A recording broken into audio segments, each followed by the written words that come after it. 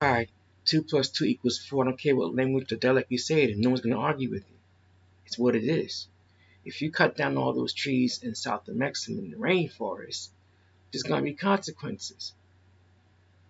Those trees were sucking in CO2, and those trees were basically nourishing flora and fauna. And the oxygen being released by those trees, they were putting oxygen back into the atmosphere to mix with the CO2 that's there and the nitrogen that's there that makes up what we breathe. Mess with the balance though over time. There's consequences. Here in North Amexem, at one point there was a lot of trees here. Lots and lots and lots and lots and lots of trees. Those trees have been cut down and some not necessarily replaced. Fewer trees, fewer trees that's available to capture carbon out of the atmosphere. Increasing in population, more of us exhaling CO2. Increased population, more and more folks want to get hold of land vessels that run with ICEs, internal combustion engines that run on gasoline as opposed to diesel fuel, which you can make your own by way of biodiesel fuel, B100, not B5 or B20. So all these cars, these land vessels, as we would refer to them, operating by way of gasoline of different grades, emitting CO3. So carbon dioxide, carbon monoxide, increased population across the planet. 2 plus 2 equals 4. Those things are going to impact your environment on this planet. I'm not going to get into the stupidity argument of global warming as opposed to climate change. Those are both red herrings. At the end of the day, the math doesn't lie. The math keeps on mathing. You have more folks exhaling CO2 and fewer trees to convert said CO2. Obviously, there's going to be some changes to your environment. Some of those changes led to melting of glaciers, where folks are getting their drinking water. And here we are. Harappa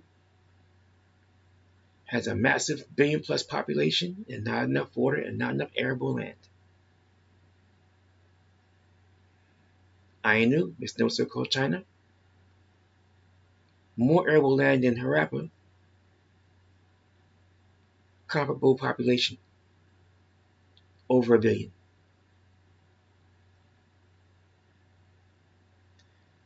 Ainu is running out of water.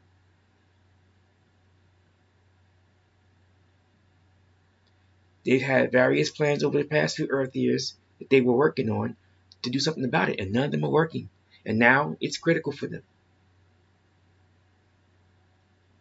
Don't forget, they have massive debt in Ainu.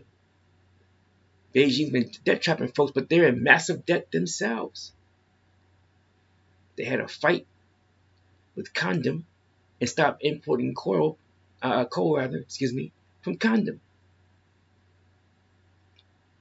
And now, because they're not importing all that coal and using it in their power plants, they had brownouts. Lack of electricity was impacting their production abilities. And since they were a manufacturing hub, that had consequences for supply chains. They're converting to natural gas gradually to decrease the coal, which puts a whole lot of things into the atmosphere that we don't want to be up there, noxious oxides and everything else. That what goes up must come down, and when it comes down, you breathe it. It kills over time.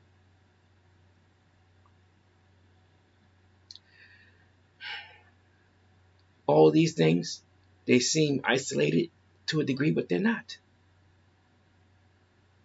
You change dynamic on one thing, it will impact dynamics on like dominoes. And all of them eventually will end up hurting an economy or economies. which is why the gold price, quote unquote price, is where it is now. Inflation is cooling across the planet because the winter has been warmer than anticipated, so the nat gas crunch wasn't as severe as folks thought. And now you're seeing the nat gas oil price, the nat gas market price is just about back to normal for this time of Earth year on a global scale. The folks in Moscow want to use the quote-unquote nat gas price as a weapon, and it failed. And their quote-unquote price caps on what they can be receiving as payment for their, or tender of payment anyway, for their nat gas, and the same sanctions on their oil.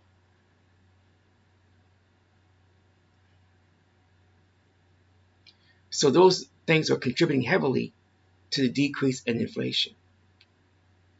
Transportation costs. Energy, though, is still high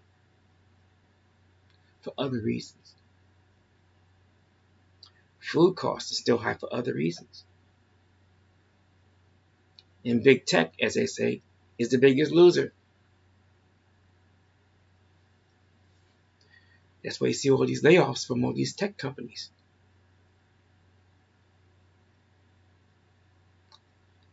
Everything is connected. There are many that's playing the tortoise and the hare. Most of them are being the hare, not the tortoise. We are the tortoise. It's a marathon, not a sprint. Their economies are larger than ours. But their economies are based upon whimsical items, where folks cannot buy your whimsical items and still survive. We are an agriculture-based economy because we're not doing that. Folks don't need to acquire your watch that is a phone to survive. They can only go so many days without food and water, nutrients and micronutrients and water before they become fertilizer themselves.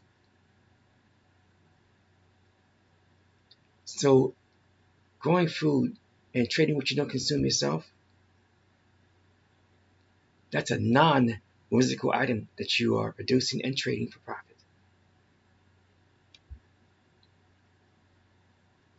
So others have all the fancy gadgets. That's the hare, not the tortoise. You can do both. Have a smart and wise balance. And you feel some pain, but you'll do all right. But most don't do that. They're caught up in the consumerism. When the consumers pull back in their spending, though, there are consequences, and they're instantaneous.